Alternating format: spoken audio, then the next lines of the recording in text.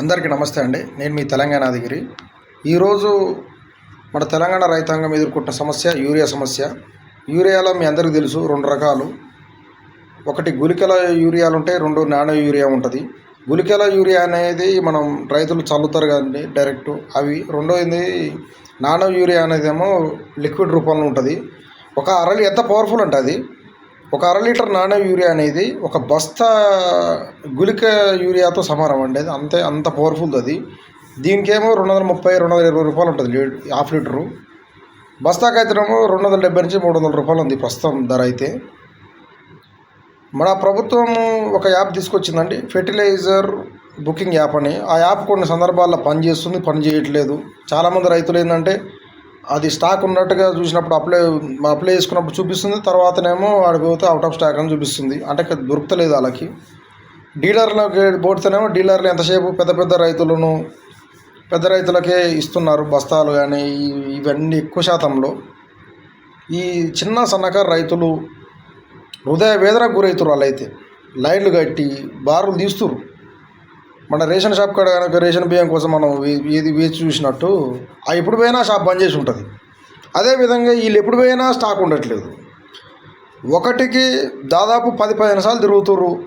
ఇంకొంతమంది మన రైతులేమో ఆటో కట్టుకొని 1000-1500 దండగా దానికైతే అసలు ఆటో కట్టుకొని ఎన్ని షాపులు తిరిగినా వాళ్ళకి ఆయన దొరికే పరిస్థితి లేదు. తక్షణమే నాకు తెలిసిన వరకు ఒక సలహా అండి, ఆ ఫెర్టిలైజర్ బుకింగ్ యాప్లో ఉన్నటువంటి టెక్నికల్ ఇష్యూస్ని సవరించాలి.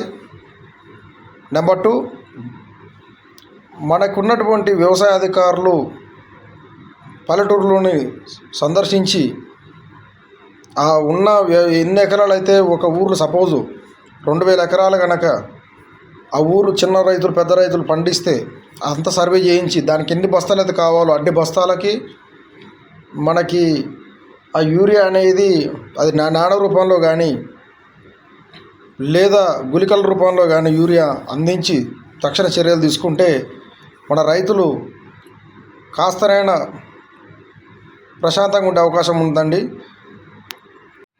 అంతేగాని ఎప్పుడు కూడా మనం రైతు అనే వ్యక్తి ప్రశాంతంగా ఉండే పరిస్థితి ఉండాలి. కానీ ఎప్పుడు భయపడుతూ అప్పుల బాధతోటి ఈ ప్రభుత్వం నుంచి కొన్ని స్కీమ్స్ అందక ఇబ్బందులు ఎదుర్కొంటూ పెట్టుబడి పెడుతూ ఇప్పుడు తీరా అది దానికి సంబంధించినట్టు యూరియా బస్తాను దొరకనప్పుడు వ్యవసాయం ఎలా చేస్తారండి? అతను ఎంత సఫర్ అయి ఉంటాడు అతను. ఇందువల్లనే కదండి ఆత్మహత్యలు జరుగుతున్నాయి, రైతు ఆత్మహత్యలు. మనం చేయాల్సింది ఏంటంటే రైతు సుఖంగా సంతోషంగా ఉండడానికి ప్రయత్నాలు చేయాలి మనం. ఎందుకంటే ఆయన మంచిగా ఉంటేనే మనకు రేపు రోజున ఫుడ్ వస్తుంది. మనం అది కాకుండా ఇప్పుడు ఆకలి అయినప్పుడు అన్నం పెట్టాలి ఏ వ్యక్తికైనా కానీ. అది ఆకలంతా చనిపోయినాక ఆకలంతా పోయినాక అతనికి మనం బిర్యానీ పెట్టే లాభం, ఎట్టి ప్రయోజనం కూడా ఉండదు అనేది నా పాలసీ. కాబట్టి దయముంచి ప్రభుత్వం తొందరగా చర్యలు తీసుకొని ఈ సమస్యను పరిష్కరించగలరని నా యొక్క మనవి.